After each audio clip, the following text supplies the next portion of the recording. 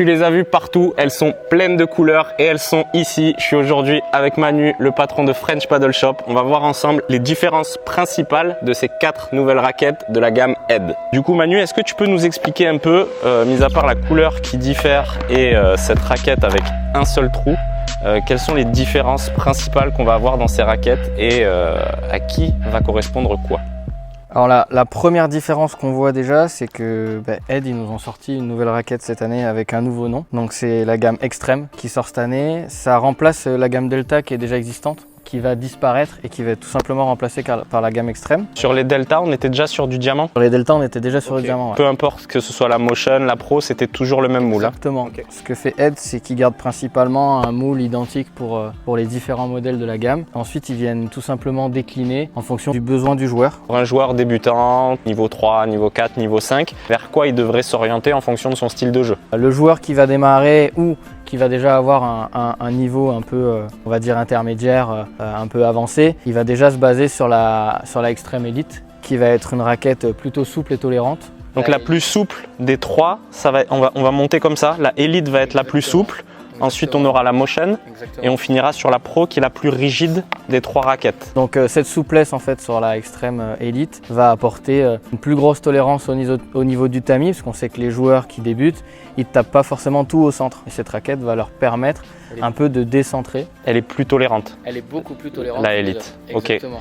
Au niveau du sweet spot, est-ce qu'il va être au même endroit sur chaque raquette ou est-ce qu'il va évoluer en fonction des raquettes? Si tu as envie de progresser rapidement et facilement, j'ai enregistré une formation vidéo qui regroupe les 5 meilleurs conseils pour faire moins de fautes directes et gagner plus de matchs. Tu peux y accéder gratuitement en suivant le premier lien dans la description. Le point central du sweet spot est plus ou moins au même endroit sur toutes les raquettes. Okay. Ce qui va vraiment différencier la Elite des autres, c'est qu'en fait, il sera plus grand. Si je suis un joueur plutôt défensif, qui aime bien limer de fond de cours, qui aime bien construire le point, prendre le temps, pas forcément très fort en haut de la tête au niveau du smash, qu'est-ce que tu vas me recommander comme raquette et pourquoi? Alors ça va dépendre surtout de ce que toi tu veux. Un joueur défensif, il va peut-être vouloir de la puissance parce que justement il est tellement défensif qu'il va se dire je suis tellement en galère de puissance et je me considère tellement un joueur défensif que j'ai besoin de raquettes qui me donnent de la puissance. Donc un joueur défensif, s'il veut rester dans cette gamme de facilité, en fait il faut qu'il se base principalement sur la Motion ou sur la Elite. Une va lui procurer le maximum de tolérance. Il faut savoir que quand on se défend, on est moins précis.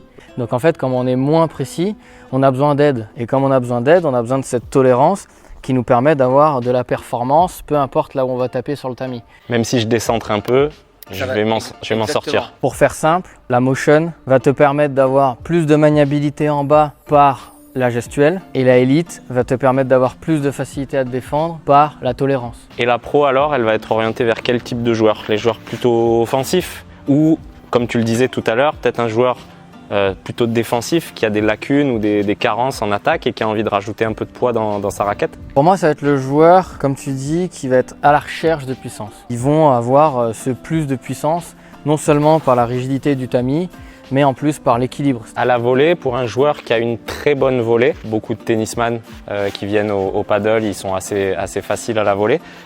Qu'est-ce qu'ils vont préférer? Alors le joueur de tennis à la base, il est très attiré par les raquettes un peu dures. Il est habitué avec le tennis quand même à avoir quelque chose de plus réactif. Je suis un joueur amateur. Pareil, tu décrivais très bien tout à l'heure, je joue 3-4 fois, je suis vraiment mordu de paddle, j'adore ce sport, mais j'arrive pas à finir les points. On va pas passer sur le côté stratégie. C'est les goûts et les couleurs. Voilà. Pour moi, un très très bon intermédiaire, c'est la Extreme Motion. C'est vraiment un produit... Si tu as envie de progresser rapidement et facilement, j'ai enregistré une formation vidéo qui regroupe les 5 meilleurs conseils pour faire moins de fautes directes et gagner plus de matchs. Tu peux y accéder gratuitement en suivant le premier lien dans la description. Qui va à tout le monde, plaît à tout le monde, que tout le monde peut utiliser. Qui aura une durée de vie assez longue aussi parce qu'elle te permettra, elle évoluera avec toi ou t'évolueras avec elle plutôt. Au fur et à mesure de ton niveau, elle va venir t'apporter des choses qu'elle ne t'apportait peut-être pas avant, mais parce que tu vas pouvoir en tirer le potentiel. Il faut savoir aussi que c'est au joueur de tirer le potentiel du produit. Tu prends un joueur qui est incroyable, tu lui donnes une raquette à 50 €, il va plier tout le monde. Eh oui. Tu prends un joueur qui débute, tu lui donnes une raquette à 500 €, on n'est pas sûr qu'il va faire beaucoup mieux. Et on termine sur la Extreme One, la raquette que tout le monde s'arrache. Et oui, il n'y a qu'un trou, on ne sait pas pourquoi. Et ça, Manu, il va nous expliquer. Manu, si tu peux nous briefer un peu, nous débriefer sur le fait qu'ils aient mis un trou et pourquoi il y a un trou. Est-ce que c'est réglementaire, pas réglementaire? On veut tout savoir sur la Extreme One. Alors la Extreme One, ce qu'il faut savoir, je pense que ça se voit déjà, c'est une raquette qui n'a pas de trou. Enfin si, et il y en a un. Il y en a un parce que c'est obligatoire, tout simplement. Okay. Parce que la Fédération internationale de padel oblige à ce qu'il y ait au minimum un trou. Enfin, moi, je me suis tout de suite dit, cette raquette, elle n'a pas de trou, donc forcément, quand on va jouer, il va y avoir une plus grosse résistance à l'air, et donc ça va être plus dur d'impacter la balle. Il faut savoir qu'un cylindre n'a jamais été aérodynamique. On n'a jamais fait de Formule 1 en forme de cylindre. Tu n'auras jamais de tamis exactement parallèle en fait à la trajectoire de la raquette. Il y a plusieurs avantages au trou, comme gagner de la tolérance, perdre du poids, meilleure prise d'effet, etc., etc. Mais c'est vrai que l'aérodynamisme, en fait, c'est pas son fort. Et le trou va venir créer des turbulences, parce que quand l'air va venir, il va potentiellement accrocher dans les trous et ensuite il va ressortir sous forme de vague. Et en fait, ça va créer des turbulences en fait, au niveau de la pénétration dans l'air. Et à l'inverse, sur cette raquette qui en fait n'a pas de trou, l'air va plutôt glisser dessus et donc il y aura un meilleur aérodynamisme finalement que sur une raquette avec des trous.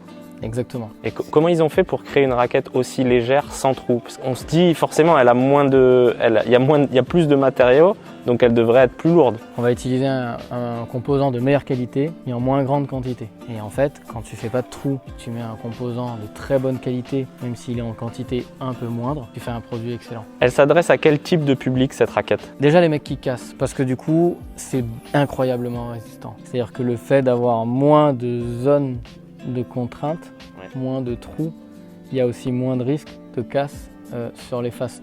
Ce plan comme ça tout plat, très difficile à casser. Ces raquettes, elles vont être proposées à combien? Bien évidemment, vous aurez des codes promo que je vous affiche tout de suite en bas sur la vidéo et que vous aurez dans la description, vous pourrez regarder. Le prix de base de la Elite, c'est 200 €.